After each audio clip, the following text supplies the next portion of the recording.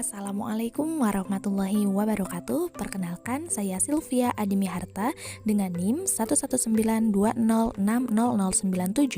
dari kelas 5C Program Studi Pendidikan Biologi Fakultas Tarbiyah dan Keguruan Universitas Islam Negeri Sunan Gunung Jati Bandung. Pada kesempatan kali ini, saya akan menyajikan sebuah praktikum yang berjudul metabolisme sebagai pemenuhan tugas praktikum fisiologi hewan yang diampu oleh Ibu Hajah Asriyanti Mas'ud SSI MPD.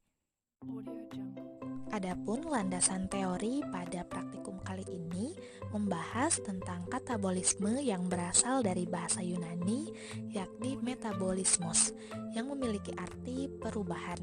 Sedangkan secara istilah, metabolisme ini merupakan proses kompleks yang melibatkan berbagai jalur lintasan reaksi kimia. Hal ini dikatakan oleh Dedi Syahrijal pada tahun 2020 di bukunya halaman 4. Kemudian metabolisme adalah keseluruhan reaksi kimia yang terjadi secara serentak di seluruh tubuh, terdiri atas anabolisme dan katabolisme. Metabolisme ini merupakan reaksi dalam sel yang dikatalisis oleh enzim-enzim. Lebih jauh, metabolisme bukanlah suatu proses acak, melainkan sangat terintegrasi dan terkoordinasi. Kemudian mempunyai tujuan dan mencakup berbagai kerjasama banyak sistem multi-enzim. Hal ini dikatakan oleh Sri Wahyuni pada tahun 2013 pada bukunya di halaman 1. Selanjutnya masih tentang metabolisme yang merupakan pertukaran zat pada organisme yang meliputi proses fisika dan kimia, pembentukan dan pengeluaran zat di dalam badan yang memungkinkan berlangsungnya hidup. Hal ini dikatakan oleh Suwarno pada tahun 2009 dalam bukunya halaman 29. Adapun tujuan dari praktikum kali ini yakni untuk menentukan kecepatan metabolisme secara teoritis berdasarkan luas permukaan tubuh. Alat dan bahan yang digunakan pada praktikum kali ini, yang pertama ada timbangan badan. Nah, ini merupakan salah satu timbangan badan digital, yakni jenis timbangan yang bekerja secara elektronik. Kemudian perangkat pengukuran yang digunakan untuk mengukur berat atau massa. Bahan pembuatannya dari kaca atau akrilik. Kemudian kapasitasnya bisa mencapai 150 sampai 200 kg dan kegunaannya tentu untuk mengukur bobot berat. Kemudian yang kedua ada meter ukur. Nah, meteran ini merupakan alat untuk mengukur jarak atau panjang ataupun bisa digunakan untuk mengukur tinggi badan. Bahan pembuatannya dari besi dan plastik, kemudian kapasitasnya 5 meter dan kegunaannya untuk mengukur panjang. Cara kerja yang pertama yakni mengukur tinggi badan menggunakan meteran, kemudian amati hasilnya. Selanjutnya mengukur berat badan menggunakan timbangan digital, lalu amati hasilnya. Kemudian selanjutnya menentukan luas permukaan tubuh dengan menggunakan chart Du Bois. Yang pertama adalah letakkan nilai tinggi badan pada titik yang sesuai di garis pertama yang berada di sebelah kanan, dan bobot badan pada garis yang kedua yang berada di sebelah kiri. Kemudian hubungkan dengan menggunakan mistar antara titik pada garis 1 dan titik pada garis 2 yang akan melalui garis ketiga. Nah, dari garis ketiga tersebut maka diperolehlah titik yang tepat dilalui oleh kedua garis. Kemudian didapatkanlah hasil tertentu yang menunjukkan nilai luas permukaan tubuh yang bersangkutan dalam satuan meter persegi. Nah, diketahui bahwa hasil perhitungannya didapat 1,50 luas permukaan tubuh.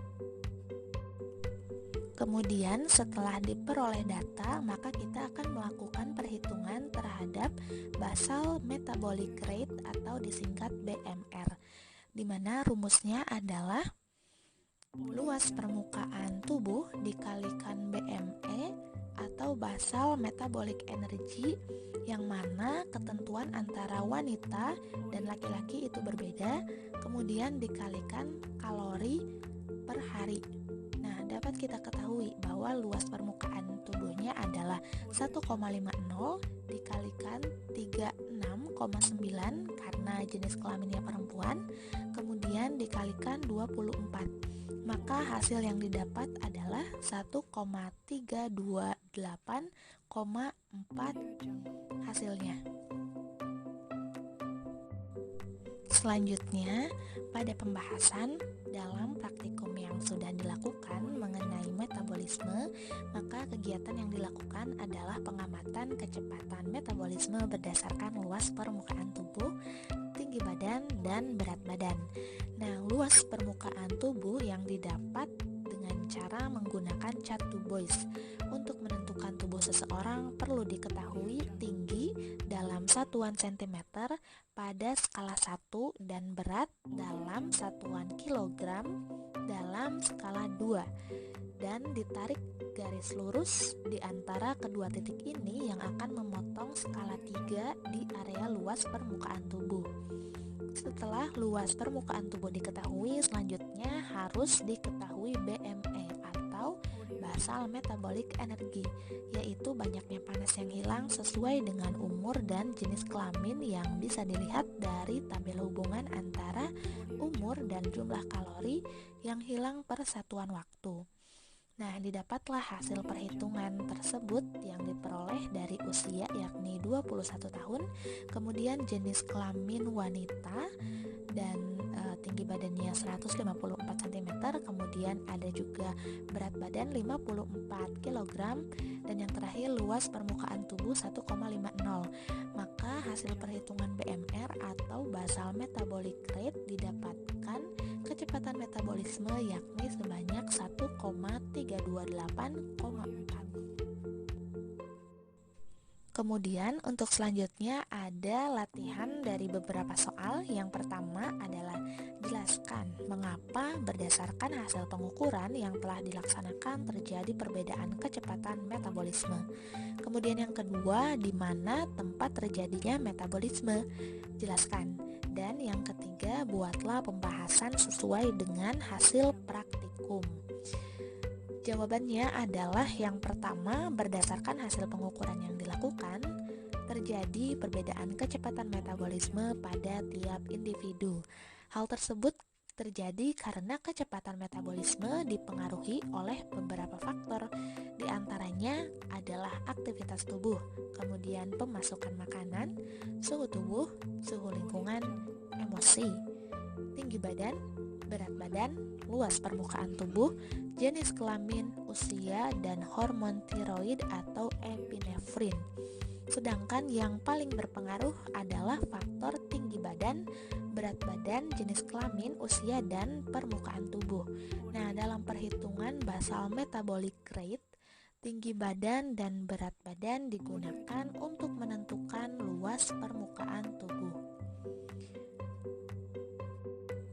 Masih membahas tentang soal yang pertama, yakni orang dengan berat badan yang lebih besar maka memiliki kecepatan metabolisme yang lebih besar atau tinggi pula, karena membutuhkan energi yang lebih besar untuk mengimbangi panas tubuh yang hilang.